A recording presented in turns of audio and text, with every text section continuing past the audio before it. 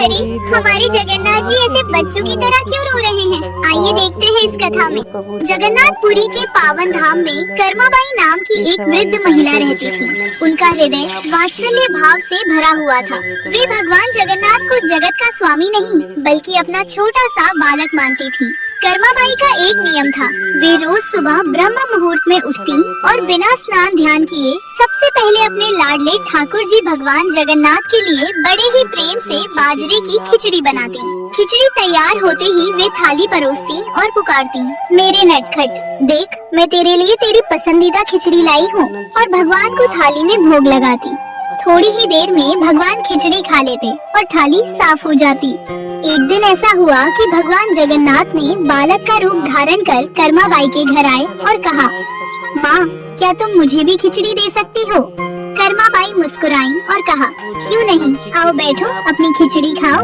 भगवान बालक बनकर बड़े चाव से खिचड़ी खाते और अपनी बाल लीलाओं से कर्माबाई को निहाल कर देते। ये क्रम वर्षों तक ऐसे ही चलता रहा। एक दिन की बात है, एक ज्ञानी साधु कर्माबाई की कुटिया पर पधारे। उन्होंने देखा कि कर्माबाई बिना स्नान किए और बिना किसी विधि विधान के भगवान को खिचड़ी का भोग लगा रही हैं। साधु ने कर्माबाई को टोकते हुए कहा, माई, ये तुम क्या अनर्थ कर रही हो? बिना स्नान किए भगवान को भोग लगाने से पाप लगता है। शास्त्रों के अनुसार तुम्हें पहले स्नान करना चाहिए, फिर विधिवत पूजा पाठ करके ही भोग लगाना चाहिए। भोली भाली कर्माबाई घबरा गई। उन्हें लगा कि शायद वे अपने ठाकुर जी का अपराध कर रही हैं। अगले दिन से उन्होंने साधु के कहे अनुसार ही किया। वे सुबह उठी, पहले आंगन से फूल चुने, फिर स्नान किया और पूरे विधि विधान से पूजा की। इन सब कार्यों में बहुत समय बीत गया और खिचड़ी बनने में देर हो गई। उधर बाल रूप में भगवान जगन्नाथ कुटिया में आ चुके थे और भूख से व्याकुल होकर कर्माबाई का इंतजार कर रहे थे। जब कर्माबाई ने बहुत देर बाद भोग लगाया तो भगवान ने जल्दी जल्दी खिचड़ी खाई। क्योंकि मंदिर के कपाट खुलने का समय हो गया था, इसलिए वे बिना मुंह धोए और बिना पानी पिए ही वहां से भागकर मंदिर चले गए। उस दिन जब मंदिर के मुख्य पुजारी ने गर्भगृह खोला तो वे हैरान रह गए। उन्होंने देखा कि भगवान जगन्नाथ की मूर्ति के मुख पर खिचड़ी के दाने लगे हुए हैं। पुजारी सोचने लगे, हमने तो अभी भोग लगाया ही नहीं, फिर प्रभु के मुख पर ये खिचड़ी कहाँ से आई? लगातार कई दिनों तक ऐसा ही होता रहा। पुजारी जी समझ गए कि ये प्रभु की कोई लीला है। उन्होंने मन ही मन प्रार्थना की, हे प्रभु, आप रोज कहाँ से खिचड़ी खाकर आते हैं? ये क्या रहस्य है? उसी रात भगवान जगन्नाथ ने पुजारी को स्वप्न में दर्शन दिए और कहा, पुजारी जी, मेरी एक परम भक्त है कर्माबाई। वो मुझे अपने पुत्र के समान मानती है। पहले वो सुबह उठते ही मुझे खिचड़ी खिला देती थी तो मैं तृप्त हो जाता था, लेकिन एक साधु ने उसे नियम और विधि के जाल में फंसा दिया है। अब वो स्नान और पूजा में इतना समय लगा देती है कि मुझे खिचड़ी मिलने में बहुत देर हो जाती है। मंदिर में भक्तों के आने का समय हो जाता है, इसलिए मुझे खिचड़ी खाकर बिना मुंह धोए ही भागना पड़ता है। अगली सुबह पुजारी जी ने उस साधु को खोजा और उन्हें भगवान की इच्छा बताई। पुजारी की बात सुनकर साधु का हृदय भर आया और उनकी आंखों से पश्चाताप के आंसू बह निकले। वे दौड़ते हुए कर्माबाई की कुटिया पर पहुँचे और उनके चरणों में गिरकर बोले, माँ, मुझे क्षमा कर दो, मैंने तुम्हारे भाव की गहराई को नहीं पहचाना। तुम जैसे चाहो वैसे अपने ठाकुर जी को भोग लगाओ। तुम्हारे वात्सल्य के आगे मेरे सारे नियम और ज्ञान फीके हैं।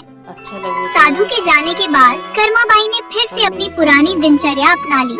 वे फिर से बिना स्नान किए बाजरे की खिचड़ी बनाती और भगवान जगन्नाथ एक नटखट बालक बनकर आते और बड़े चाव से खिचड़ी खाते।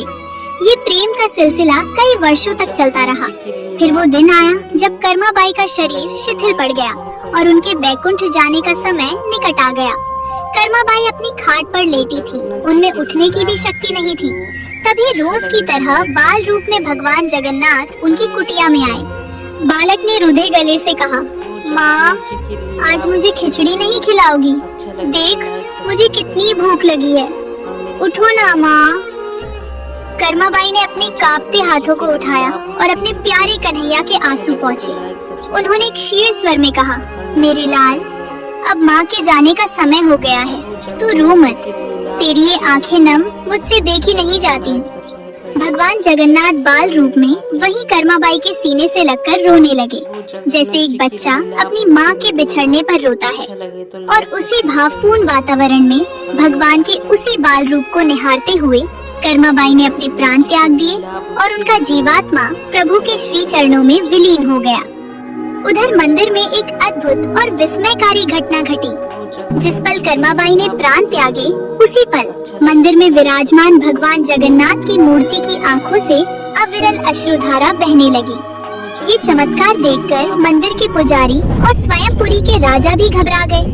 किसी को समझ नहीं आ रहा था कि आज प्रभु इतना क्यों रो रहे हैं। राजा और पुजारियों ने मिलकर प्रभु की स्तुति की और क्षमा याचना की।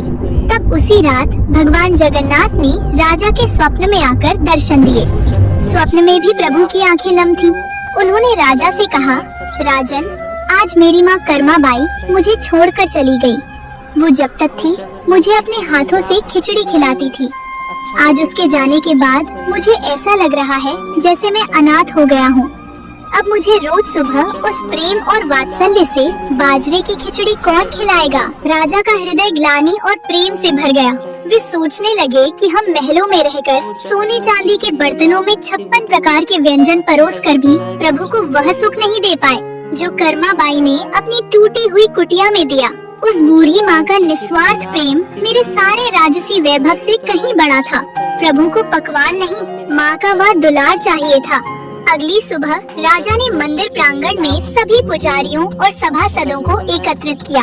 वातावरण में एक अजीब सी उदासी और पवित्रता थी। राजा की आंखों में आंसू थे और कंठ रुंधा हुआ था। उन्होंने कम कपाते स्वरों में राजसी आदेश जारी करते हुए कहा, आज से जगन्नाथपुरी के विधान बदलेंगे। मेरे प्रभु को अब और इंतजार नहीं करना पड़ेगा।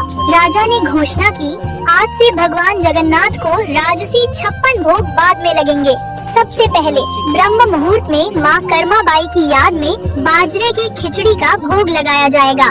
यह भोग मिट्टी की हांडी में बनेगा और उसी भाव से परोसा जाएगा ताकि त्रिभुवन के स्वामी को अपनी माँ कर्माबाई की कमी कभी महसूस न हो। यह केवल एक राजा का आदेश नहीं था, बल्कि भक्त के प्रति भगवान के प्रेम के आगे नतमस्तक होने का प्रमाण था। दोस्तों, ये प्रेम की विजय थी। आज सदियों बाद भी पुरी के मंदिर में ये परंपरा अटूट है। इसे बाल भोग कहा जाता है। सच है, भगवान नियमों के नहीं, केवल भाव के भूखे होते हैं। अगर कर्माबाई की ये भक्ति आपके दिल को छू गई हो तो कमेंट में जय जगन्नाथ। वो जगन्नाथ जी की लीला भक्ति वीडियो अच्छा लगे तो लाइक सब्सक्राइब करिएगा और मेरे साथ रहिएगा।